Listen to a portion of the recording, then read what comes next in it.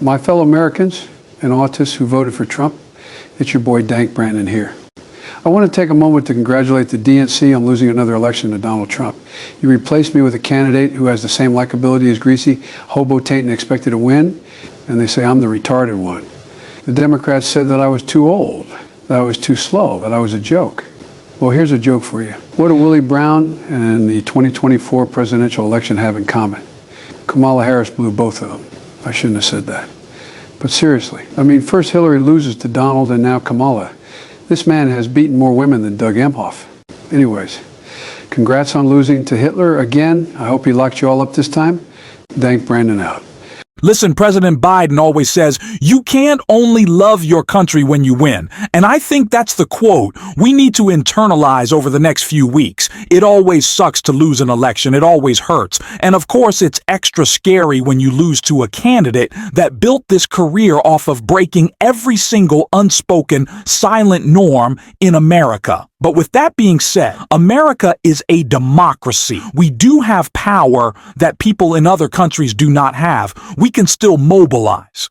We can still build a community. Even over the next few years, we can come out stronger. So I want to take this video to talk about what the Democratic Party could look like 4 years from now. Because the Democratic Party will look radically different. I want to talk about where the Democrats went wrong this election cycle, what we need to fix, and I want to talk about the potential implications of a second Trump term. I also want to talk about the future of my content. I think with some slight changes, we can really prove ourselves as a pro-democracy community that helps put this country back on track. But let's start off with the big one. Donald Trump won last night, and it wasn't completely unexpected. Most prediction models showed a 50-50 race. The reason that Trump won was due to a few things. Number one, I think his name recognition helps 10 years of campaigning on the national stage versus 100 days for Harris to build that same recognition. And you guys know that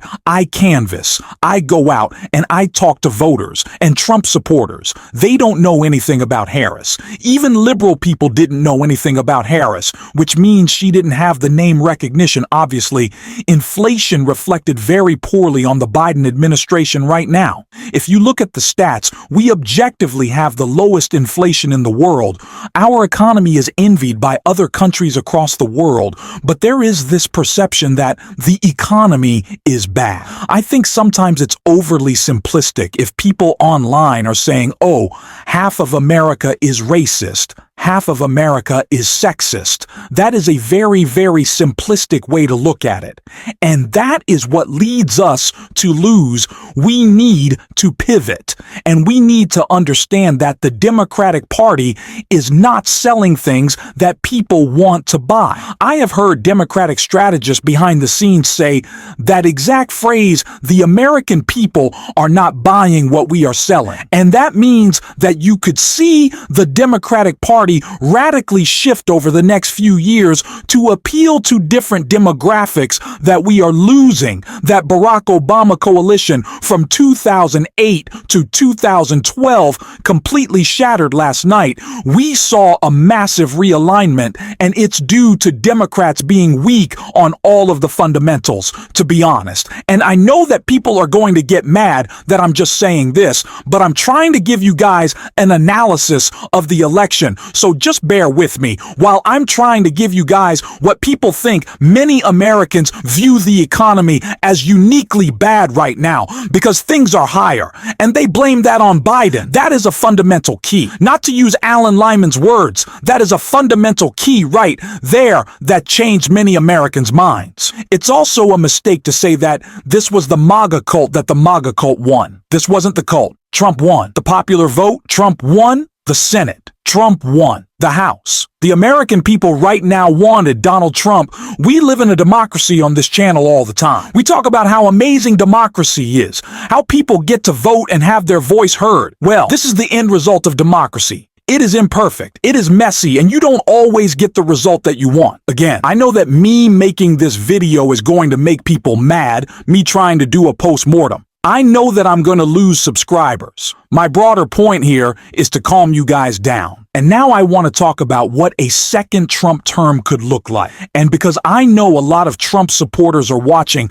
I'm going to try to articulate this in a clean and concise manner. And you know that I'm approaching in good faith. So Donald Trump is a candidate who, ever since his claim to fame in American politics, has broken every single unspoken norm. His claim to fame within American politics in 2012 was saying Barack Obama wasn't born in America and that he was faking his birth certificate. This is not true. What? So ever Obama has released his birth certificate, then in 2016, he got the RNC to chant, lock her up about Hillary Clinton despite there being no evidence to lock Clinton up. That's why Trump didn't do anything. Donald Trump, where people like Mike Pence, Bill Barr, and others. Mike Pence won't be there. Bill Barr won't be there. It will only be people like RFK Jr. running our health, Elon Musk running our regulatory bodies. He has genuinely turned us one step closer into being an oligarchy like Russia, where you surround your cabinet, you fill your cabinet with rich, loyal people like J.D. Vance. J.D. Vance has said he would not have done what Mike Pence did. He would have subverted the will of the American people. On top of that, you guys need to understand how instinctually anti-free press Donald Trump is. Ever since 2016, he called the media the fake news. And you know what? That's fine. That is just rhetoric. That is combative. But when he starts to get his crowd to boo the media, that is one step further. We don't even need to talk about the term Project 2025. If we just look at what's inside of it, Donald Trump very clearly wants to enact key aspects of it. For example, the first step on day one is to enact the Schedule F executive order. Trump did that during his first term. Biden repealed it. The good thing is, Biden just put guardrails in place a few months back to make sure the Schedule F executive order can never be passed again. Will Donald Trump be able to subvert those guardrails? Maybe. But what we have to hope is that Donald Trump is just so lazy and beat and tired over the next 4 years that he kind of sits back in gulfs, and maybe the institutions of America can prevail. The thing I'm scared about are the people around him. When you have a cabinet full of Elon Musk, full of RFK Jr., full of J.D. Vance, those are honestly some of the worst people on the planet, all in one cabinet. So the hope is that there are some guardrails. There are some checks in our institutions that can continue to hold. And the hope is that communities like we're building right now are how we move forward. I do want to say, if you guys need to take a few days off to go chill, to go rest, please go do that. Spend time with your family. Prioritize your health. It's always tiring after a long campaign season to lose. But if you guys do want the reality of things, I do think this is a broader shift to the right on a global scale. We're seeing this in other countries right now. Germany is moving to the right. Sweden is moving to the right. France. I'm pretty sure the right-wing party won in France, even in Canada. Justin Trudeau is not pulling well.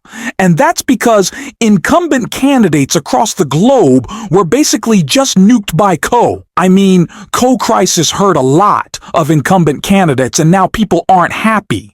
So I think this election simply boils down to people's lived experiences not being as good as they were during the Trump administration. Of course, people in the comments are already on me saying, Adam, inflation is lower. Adam, this is lower. Obviously, the stats support us, but obviously, American people feel differently. And again, this isn't the MAGA cult. We can't blame this on Donald Trump's cult. This is the average American saying that their experience was worse. So there are some things that we're going to have to grapple with are liberals, right? Is liberalism, right? Yes, I am always so instinctually liberal that I think this movement can grow to be something massive over the next few years, and that brings me on to my content that I want to talk more about Trump and RFK Jr. and Elon. But with my content, my goal over the next 4 years is to build such a strong, powerful, pro-democracy community, but not just by covering Trump during an election cycle.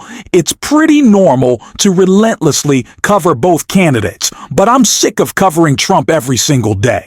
I would like to boost pro-democracy messages where, of course, Trump is going to be involved. He's going to be the big figure over the next 4 years, but there is so much work to be done locally. There's so much work to be done, county by county and at a state level, and I think we can all do that together. If we stick together, there's a lot of work to do, and I totally understand if you guys need a break. Absolutely. I'm probably going to need a break tomorrow just to chill all day. But I do want to talk about the global implications of this as well. This tweet honestly made my heart drop because this is Zelensky, essentially quote-unquote bending the knee, but not because he wants to, because he has to kiss Donald Trump's ring for the future of his country, he said last night at 2 a.m. Congratulations to Donald Trump on his impressive election victory.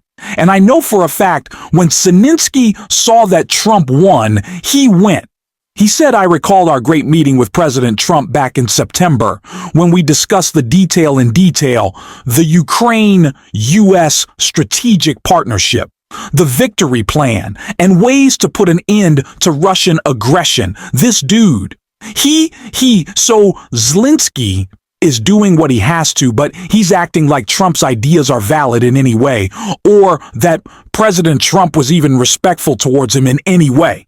And I don't mean to call him President Trump. I just read what it says on screen right here on accident. I appreciate President Trump's commitment to the peace through strength approach in global affairs, says Zelensky. This is exactly the principle that can practically bring to just peace in Ukraine closer. I don't believe it. I do not believe that Donald Trump's Ukrainian plan necessitates ceding land to Russia, giving land to Russia in the name of some master negotiation which only kicks the can down the road. We look forward to an era of a strong United States of America under President Trump's decisive leadership. We rely on continued strong bipartisan support for Ukraine. We are interested in developing mutually beneficial political and economic cooperation. Honestly, Zelensky is kind of begging in this tweet in more words or less for Donald Trump to please be some sort of an ally, and you guys might not splice it. You guys might not see it this way, but the way I'm reading this is Zelensky is very much so saying, Donald Trump, please can we be allies? I'm going to you guys with that. Leave me your unfiltered raw comments below. I know many people are going to be pissed at me. I know that many people said this was my fault for saying that Trump was going to lose. I don't know. A lot of people said that I never push back on Trump supporters in my videos. I think that's a complete lie. Every single time I debate a Trump supporter, I'm pushing back hard. So all the people leaving comments that me debating Trump supporters made things worse, I don't agree with that. I don't think me debating Trump supporters could have changed this. This is the shift we saw in the country, guys. Me might as touch. Nobody's going to change Arkansas from moving rapidly to the right. This is due to broader things like the economy, so I love you guys. Thank you guys so much for being here with me throughout all of this. Let's hit the ground running. Go take the break that you need. And let me end off this video with Biden's quote. My predecessor and some of you here seek to bury the truth about January 6th. I will not do that. This is the moment to speak the truth and to bury the lies. Here's the simple truth. You can't love your country only when you win. There we go. Obviously, it hurts. Obviously, it sucks. But you can't love your country only when you win. And if you want to support that as always, you can hit that subscribe button. You can leave a like on this video, and if you're stuck around to the end, you can drop a blue heart in the comments or just say hi, thank you for your support, and until next time, I'll see you soon.